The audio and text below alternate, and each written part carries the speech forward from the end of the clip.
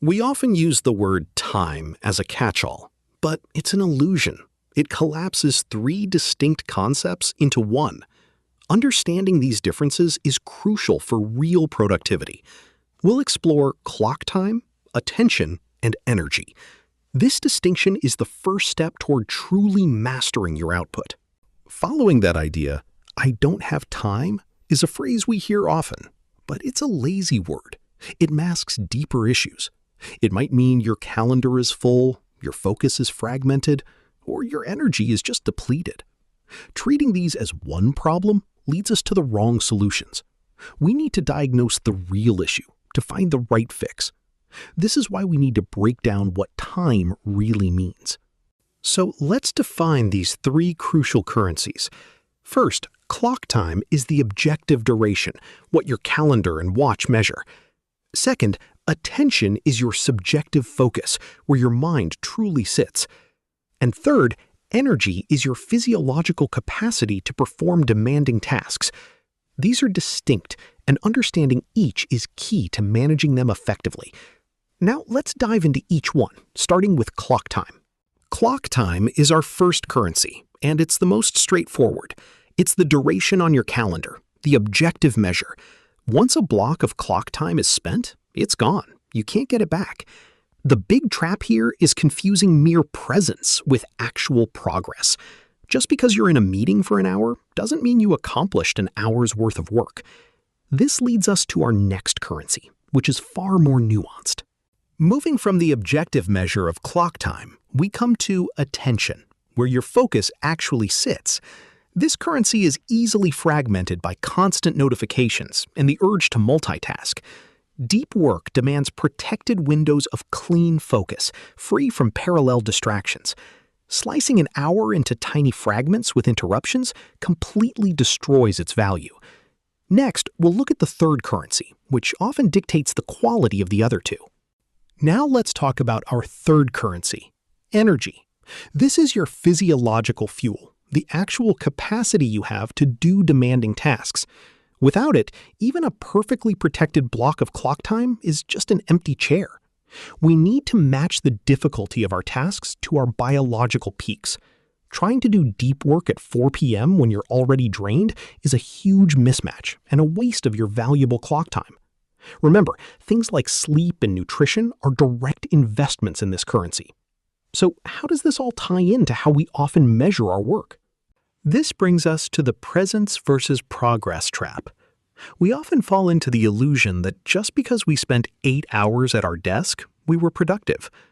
But clock time spent doesn't automatically equal value created. The reality is, 8 hours with scattered attention and low energy isn't 8 hours of well-spent life currency.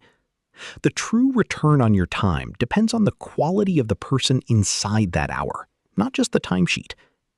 This trap highlights why traditional ways of thinking about productivity often miss the mark. Let's look at a real-world example. Let's consider Maya's afternoon. She blocked out 3 hours for strategy, and on paper, that looks productive.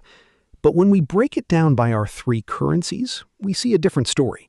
Her clock time was spent, but her attention was fragmented by notifications, and her energy was low after lunch. The outcome? 3 hours spent, but only 1 page of notes that she'll have to rewrite tomorrow.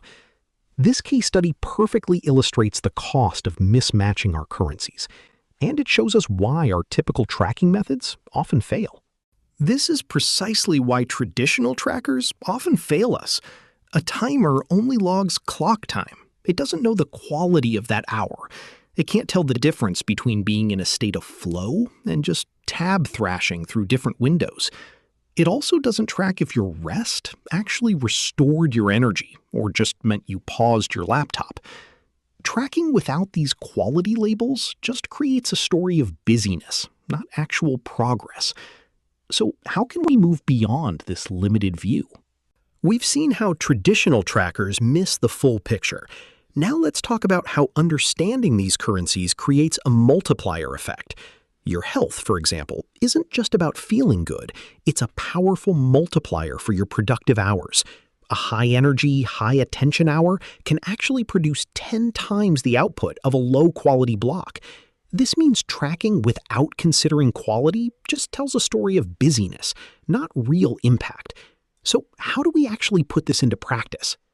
Building on that multiplier effect, here's how we can start to implement these ideas practically. First, protect your clock blocks. Only schedule commitments you truly intend to keep. A calendar full of false promises creates debt for your future self. Second, protect your attention by focusing on one key task and closing those distracting parallel channels. And finally, match your energy. Assign your hardest tasks to your high-energy windows, saving shallower work for when your energy naturally dips. This leads us to a concrete next step. So, for our call to action, I'm challenging you to try a 3-label assignment. For your next main work block, before you even start, write down 3 labels: your clock time, your intended attention mode, and your expected energy level. After the block, note which label was wrong. That mismatch isn't a failure. It's valuable data for mapping your personal productivity. This simple exercise will reveal so much about how you truly work.